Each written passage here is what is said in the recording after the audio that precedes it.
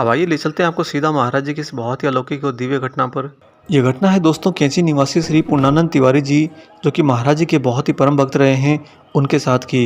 ये बात सन 1971 की है। उनकी पत्नी उसमें बहुत ही सख्त बीमार थी और उनका स्वास्थ्य निरंतर गिरता जा रहा था।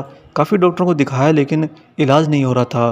पूर्णानंद जी, जो कि महाराज जी की सेवा में सदैव तत्पर रहते थे, उनका एक दृढ़ विश्वास था कि जो होना है बाबा की इच्छा से होना है। अगर हमारे जीवन के अंदर इस भौतिक जगत के लिए कुछ कालखंड लिखा है तो वो भी महाराज जी के हाथ से लिखा है, और अगर कालखंड नहीं लिखा है तो उसे मिटाने में महाराज जी कोई संकोच नहीं करेंगे। बाबा के प्रति ऐसी अथाह पवित्र भक्ति के कारण ही पूर्णानंद जी महाराज जी के बहुत ही प्रिय रहे हैं। ये वो बताते हैं कि घटना सन 1971 की है, और एक दिन जब मैं कैंची आश्रम में था तब महाराज जी अपनी कुटिया में खिड़की की ओर मुँह किए हुए अकेले बैठे थे। समय उस दिन लगभग सूर्यास्त का हो चुका था।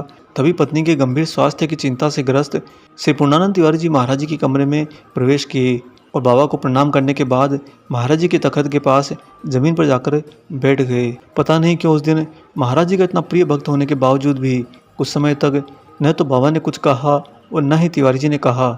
महाराज जी निरंतर खिड़की के बाहर देखे जा रहे थे और बाबा की आंखें लगभग पथराई हुई थी। तब तिवारी जी महाराज जी के तखत के पास बैठ गए और बाबा के पलटने का इंतजार करने लगे। तभी अचानक महाराज जी पलटे और तिवारी जी की तरफ मुंह किया, साथ ही बोले, अभी 2 बच्चे और होने हैं। ये कहते ही महाराज जी फिर से पलट गए और खिड़की के बाहर की तरफ दृष्टि किए हुए शांत बैठ गए।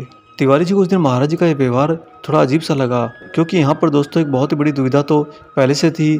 तिवारी जी ने पाया कि उनकी पत्नी तो मरने के कगार पर है और बाबा यहाँ पर कह रहे हैं कि 2 बच्चे और होने वाले हैं, वो भी इस उम्र के अंदर। मन ही मन में उन्होंने सोचा कि इसका मतलब तो यह है कि पत्नी को इस समय मरना नहीं है। ऐसे ही बाबा की कृपा से एक ख्याल आया, उनका मन थोड़ा शांत हुआ, क्योंकि दोस्तों अपनी पत्नी के स्वास्थ्य के लिए बहुत ज़्यादा अंदर से पीड़ित थे। अगले और कुछ मिनटों तक बैठकर तिवारी जी महाराज जी के साथ वार्ता का इंतजार करने लगे, परंतु पता नहीं क्यों बाबा तिवारी जी की तरफ देख ही नहीं रहे थे। अंत में तिवारी जी खड़े हुए, उन्होंने महाराज जी को नमन किया और घर वापस लौट आए।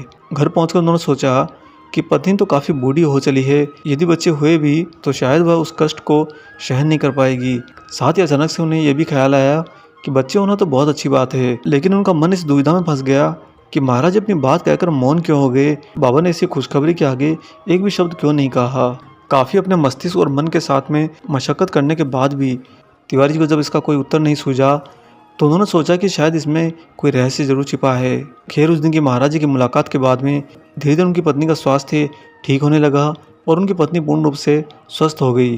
चूँकि हमने आपको बताया कि यह घटना सन 1971 की है और इसके बाद ही सितंबर सन 1973 में महाराज जी ने महासमाधि ले ली। और दोस्तों, बाबा के महासमाधि लेने के उसी वर्ष तिवारी जी के घर में 2 बच्चों का जन्म हुआ। उनकी वृद्ध पत्नी को 2 जुड़वा बच्चे हुए। दोनों बहुत ही खूबसूरत थे लेकिन मरे हुए थे। बाबा के मौन हो जाने का रहस्य तब तिवारी जी को समझ में आया। आज बाबा शय शरीर तो उनके साथ नहीं थे, परंतु महाराज अपनी लीला के अंदर सब कुछ रचकर चले गए। जैसा बाबा ने कहा वो होकर रहा। प्रकृति ने उसके अंदर जरा भी कोई विविधा नहीं डाला। तिवारी जी तो बाबा के प्रेम में, महाराज जी की भक्ति में इतने ज़्यादा तल्लीन थे, इतने ज़्यादा समर्पित थे कि उन्होंने सब कुछ महाराज जी पर छोड़ा हुआ था। इसी कारण से बाबा ने जैसी भी कृपा करी उस कृपा को उन्होंने सिरोधार्य किया। परंतु तिवारी जी ने एक बात तो स्पष्ट बता दी कि बाबा महाराज जी शय शरीर रहते हुए या शरीर त्यागने के बाद में बिल्कुल एक ही रूप के अंदर अपने भक्तों के साथ में विद्यमान रहते हैं। जो बात महाराज जी सह शरीर रहते हुए कहते हैं वही बात महाराज जी के शरीर त्यागने के बाद में हूबहू घटती है। इसका मतलब उस पूरी घटना का संरक्षण, उस पूरी घटना का नियंत्रण महाराज जी के हाथ में होता है। आधुनिक युग में ऐसा कोई संत सामने नहीं आया दोस्तों जिनके मुख से निकले हुए वचन कभी भी ना टले हों। बाबा महाराज जी अगर अपने भक्तों को आशीष देते, आशीर्वाद देते तो सदैव आशीर्वाद फलीभूत होता है और प्रकृति इसके अंदर अपना पूर्ण योगदान अवश्य देती है। यहाँ तक कि महाराज जी की तरफ से अगर भक्त को कोई सांकेतिक भाव में ही कोई ना कोई आदेश या कोई ना कोई मार्गदर्शन मिलता है तो उस भक्त को इस बात के लिए निश्चिंत हो जाना चाहिए कि महाराज जी के द्वारा उनको मिला हुआ वो संदेश हमेशा अपने वचन में पूरा खरा उतरेगा।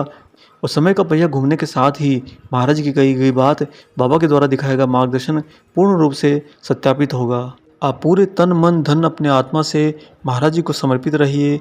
हनुमान जी के अद्वैत स्वरूप परम पूज्य गुरुदेव बाबा नीम कौड़ी महाराज जी के लिए सदैव अपने आप को तत्पर रखिए, कि बाबा जो भी आदेश या आशीर्वाद करें वो हमें सिरोधार्य होगा। आशा करते हैं दोस्तों आज का ये अलौकिक वीडियो आपको ज़रूर पसंद आया हो। वीडियो अगर अच्छा लगा है तो जाने से पहले इसे लाइक कर दीजिएगा और अगर आप चैनल पर नए हैं तो चैनल को सब्सक्राइब भी कर दीजिए। ज़्यादा से ज़्यादा वीडियो को शेयर भी कीजिए। मिलेंगे बहुत जल्दी ही एक और ऐसे ही अलौकिक अंक के साथ। तब तक अपना और अपने माता पिता का संपूर्ण ख्याल रखिए और परम प्रभु श्री राम जी का निरंतर गुणगान करते हुए बाबा हनुमान और बाबा नीम करोली महाराज जी की निस्वार्थ होकर सेवा करते रहिए। जय सिया राम।